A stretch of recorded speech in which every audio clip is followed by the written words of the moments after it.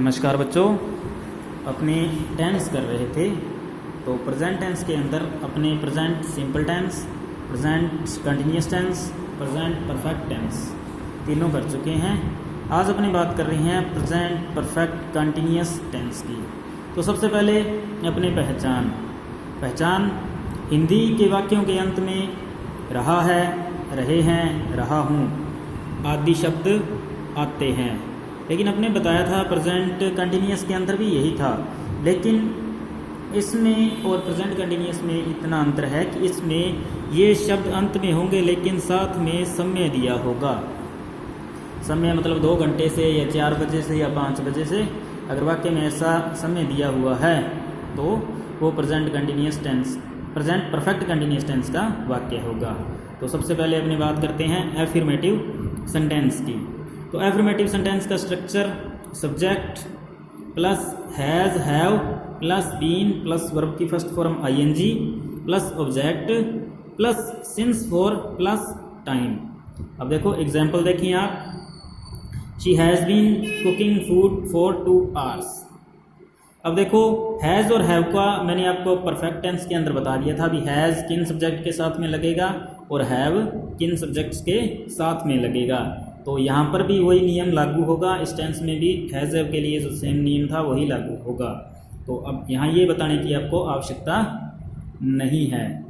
तो अब आगे देखें जी, 2 number negative sentence. Negative sentence का स्ट्रक्चर देखें, सब्जेक्ट प्लस हैज़ हैव। मैंने आपको बताया था कि नेगेटिव सेंटेंस बनाने के लिए अपने जो एफर्मेटिव सेंटेंस का स्ट्रक्चर है उसके अंदर जो आपको हेल्पिंग वर्ब दी गई है, हेल्पिंग वर्ब दी गई है, जस्ट उसके बाद में आप नोट का प्रयोग करेंगे।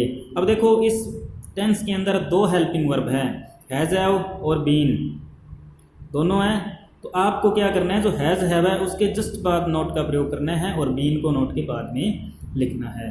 तो subject plus has have plus not plus been, बाकी वही वर्ब की first form ING plus subject since for plus time.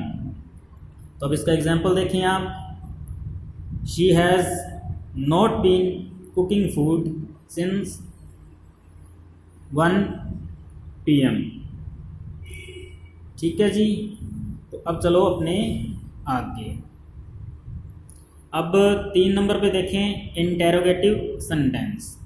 Interrogative मैंने आपको बताया था जो वाक्य की हेल्पिंग वर्ब है, ठीक है, उसको क्या करना है, सब्जेक्ट से पहले लिख देना है और अपना कौन सा बन जाएगा, इंटेरोगेटिव स्ट्रक्चर, इंटेरोगेटिव सेंटेंस का स्ट्रक्चर बन जाएगा। तो उस हिसाब से हैज़ हैव को अपने बाहर में पहले निकाल दिया, plus subject plus been plus verb की first form ING plus subject plus since for plus time और अंत में क्वेश्चन मार्क चिन्ह। एग्जाम्पल देखें, had she been cooking food for 2 hours। अब देखो भाई बच्चों, इसमें हैज़ हैव का तो अपने पहले आपको बता ही दिया था, ठीक है, उसमें तो कुछ बताने वाली बात नहीं है। तो इसमें अपने एक नई चीज़ आई है सिंस और फॉर।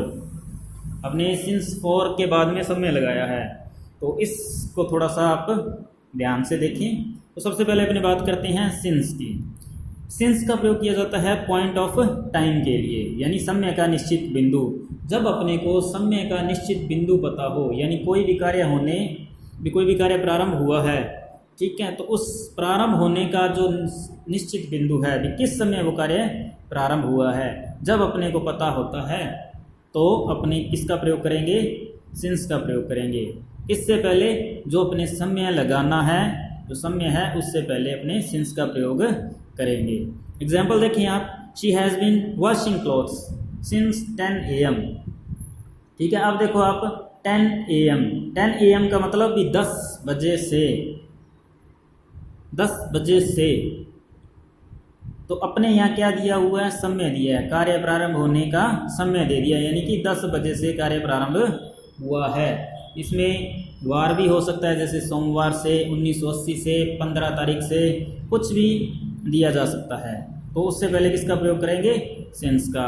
अब देखो जी फॉर का प्रयोग पीरियड ऑफ टाइम के लिए किया जाता है। पीरियड ऑफ टाइम, समय की अवधि। जब अपने को समय की अवधि का ज्ञान हो, जैसे 5 दिनों से, 2 घंटों से, 10 मिनट से, अपने को ये नहीं पता हो भी एग्जैक्ट टाइम जब अपने को न पता हो कार्य प्रारंभ होने का, तब अपने किस चीज़ का प्रयोग करेंगे, फॉर का प्रयोग करेंगे। एग्जाम्पल देखें, she has been washing clothes for 2 hours, यानी वह 2 घंटे से कपड़े धो रही है। लेकिन अपने को इसमें ये नहीं पता अभी कौन से 2 घंटे से। ऊपर वाले वाक्य में अपने को ये पता है कि वो 10 बजे से कपड़े धो रही है, यानी कि उसने कहा 10 बजे कपड़े धोने का जो कार्य था वो प्रारंभ कर दिया, तो अपने को उसका बिंदु पता है। ठीक है बच्चों, इसको अपने कॉपी में कर लेना और लिख लेना।